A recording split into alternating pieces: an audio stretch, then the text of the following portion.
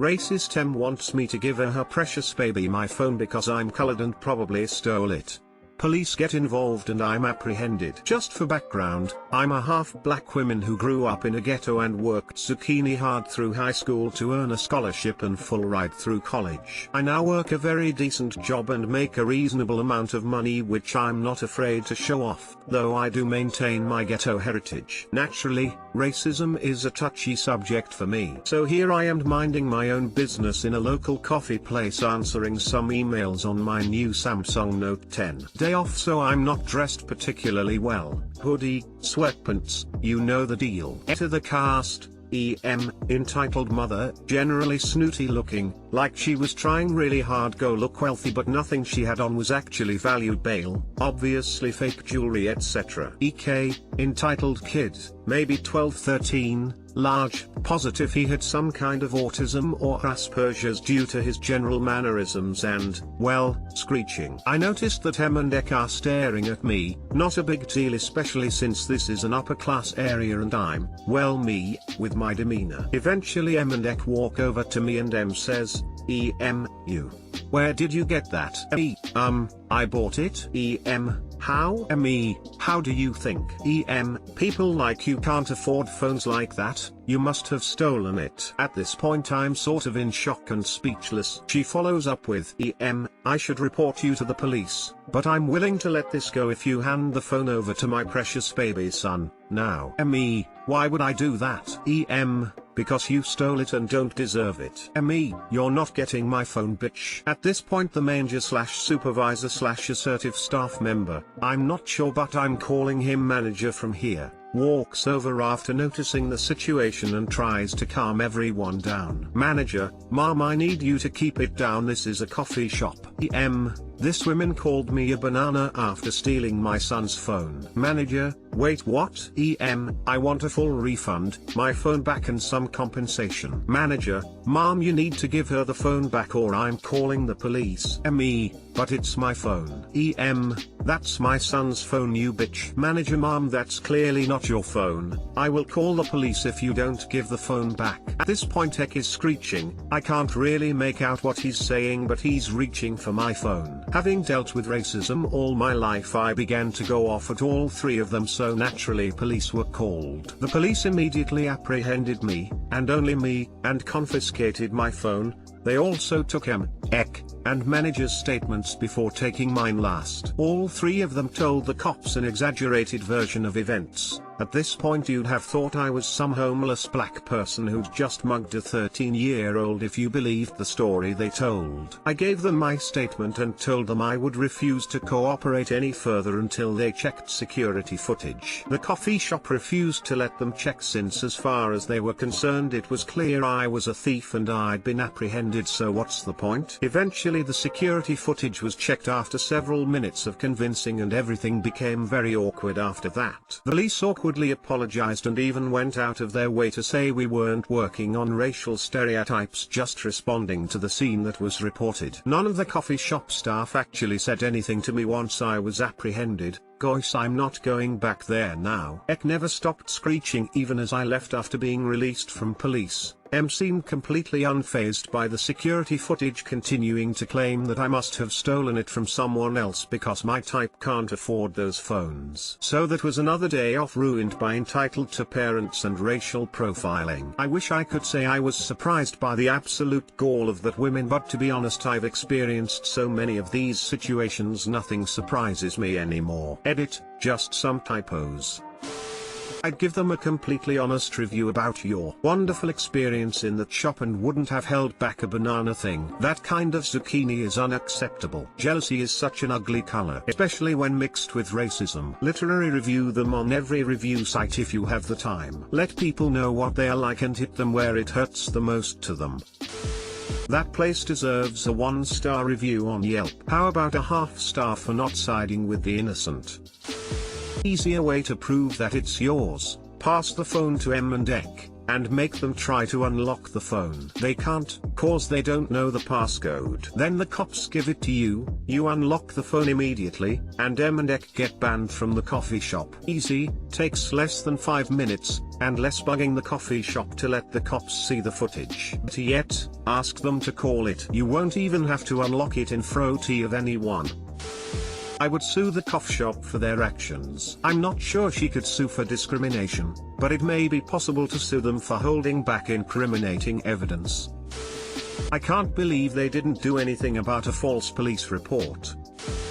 M loses her mind when I explain a period to my daughter's friend. My daughter's friend from school came home with her one day. They were doing girly stuff that normal 14-year-olds do: makeup, nails, etc. I hear a blood-curdling scream and run upstairs expecting the worst. I open the bathroom door and the girl is on the toilet with blood on her toilet paper. I was like, okay, she started her period. Nothing too crazy. My daughter and I sit her down and I explain why we have periods and what that means for her from now on. We hug her and congratulate her on this next step of her life. Afterwards, we go get her supplies from the store and grab ice cream. She is all calmed down and feeling special at this point. I took her home and thought it was strange her parents never mentioned anything to get about any of this. She was 14 after all. About an hour later I receive a call from her vivid mother who berates me for have the audacity to tell her daughter about those private things and that she will learn things on her own just like she, the mom, had to. I was completely stunned.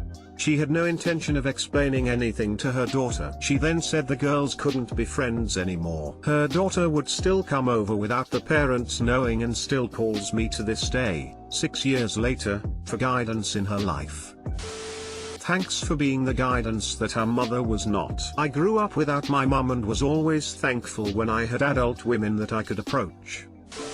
My mum wasn't this bad, but still didn't explain anything to me. My first period, I remember praying that if this was how I go to take me quick, followed by years of using products wrong and embarrassing myself hundreds of times. Thank you for existing and talking to this girl and leaving her feeling special. The world is a better place because of people like you. This is the same kind of idiotic mother that can't fathom how her daughter could come home at 17 pregnant, because we didn't raise you to be that way. Yeah mom, you didn't raise me at all. You didn't talk to me about cheesecake, or anything, and I was wholly unprepared to make any serious decisions with anything informing me. What a coconut. You're clearly the superior parent. Menstruation is bad. Hey y'all, coming at you with a little tale from my encounter with an M this morning. Characters are just M, her son, and yours truly. TL, doctor at the bottom. Not really NSFW, but some mention of Mother Nature's Red River and associated body parts, so if that bothers you, you were warned. Oh, I'm in the middle of my monthly visit from Mama Nature and I realized that I was all out of sanitary products. I stopped off at my local supermarket before I commuted to uni so I could stock up, and decided to treat myself to a meal deal so I wouldn't have to eat overpriced campus food later. Not to brag or anything, but I got the sickest sandwich. I decided not to get a carrier bag, save the turtles. But definitely overestimated my ability to carry. Of course I had no pockets, cause women's clothes don't coconut have any, so I find myself juggling my phone, wallet, car keys, sandwich, cereal bar, bottled water, and tampons in just my two small hands. And of course I parked far away from the doors so as to minimize interacting with people, standard. So I'm doing this awkward half walk half jog back to my car and focusing really hard on not dropping my sandwich, so I don't immediately see the M and her small child walking near me. When I do see them, it's because I'm almost walking into them. Conversation goes like this: me, oh hey, I'm so sorry, I didn't see you there. EM, it's fine. No. Her beady little eyes clock onto my hands and she stops mid-sentence. She just stares at my hands. Now my sandwich did look good, so I can't say I blamed her for looking at first, but I was a little weirded out. I give her a couple seconds to find her voice, realize she's not going to continue, and politely carry on my voyage to my vehicle. I don't really look at Em and her son, but I guess at some point they start walking again, in the same direction as me. What do you know, they're the proud owners of the only other car in my carefully selected deserted car park corner, parked a few spaces down from me. EM, hey. Hey you, me. EM, you shouldn't wave those around, you know. There's boys here. Me, what? EM, those things you're holding. They're personal items. Get a carrier bag. I look down and finally realize she's referring to my tampons. Now, maybe it's just me, but I don't really see an issue with carrying my shopping to my car without a bag, even if my shopping is sanitary products. They aren't exactly dirty mags, are they? And I have needs. I kinda just brush it off and carry on. I hear her say something else with a huff but couldn't make out the words, so I just carried on with my morning. Now, I get to my car and realize my dilemma. Hands full plus locked car equals struggle. Being the bulkiest thing I'm holding, I put the tampon box on the roof of my car so I have some room to maneuver my keys and get my car door open. I'm merrily doing so when I feel a presence beside me, and then a scrawny clawed arm reaches over my shoulder and snatches my tampons from where they lay. I turn around and there she is, looking absolutely livid. Me, what the cheesecake are you doing? How dare you? I told you once already. These shouldn't be flaunted around. I have my son right here with me and he doesn't need to see that. Me, see what, exactly? A cardboard box? You know what? These are intimate products, and there are children here. At this point she shoves the box back into my hands. Now put them away where they belong. Her son, who can't be more than 6, starts to tug at her. Son, mummy, let's go. I have school. Yeah baby, we're going now. I was just chatting to this lady. Me, chatting? You just screamed in my face and assaulted me over some tampons. Edit to clarify, I used the word assault in a slightly dramatic sense / a verbal assault context, cause I thought it would make her back off. He didn't actually touch me or anything. Son, what are tampons? Gave a little shriek, and grabbed her darling son protectively before fixing me with a glare. See what you did? Me, whatever lady, I'm leaving. I get into my car fully ready to drive away, but just stood and looking at me as if I just kicked a puppy or 7. Something about it really ticked me off, so I wound my window down and just as I pulled away, gave her a cheery wave of the tampon box and a smile. Me, off to stuff these up my coconut. The screeching was unintelligible over the sound of my engine, but I didn't need to hear the words to know the vibe of what she said. Doctor, I sully a child's innocence by daring to carry a tampon box around in public. His mother accosts me and gives me a telling off in a car park for waving them around. Holy zucchini? I've never posted anything that's got this much love before. I've also never been awarded before. Thank you all so much. Off to stuff these up my coconut. Now that how you piss someone off, lol. The ironic thing is, if she hadn't kicked up a fuss then her son wouldn't have even noticed, or given a shiny shite as to what you had in your hands. As it was, she drew attention to them and caused her son to ask about them because she was being an zucchini. Right?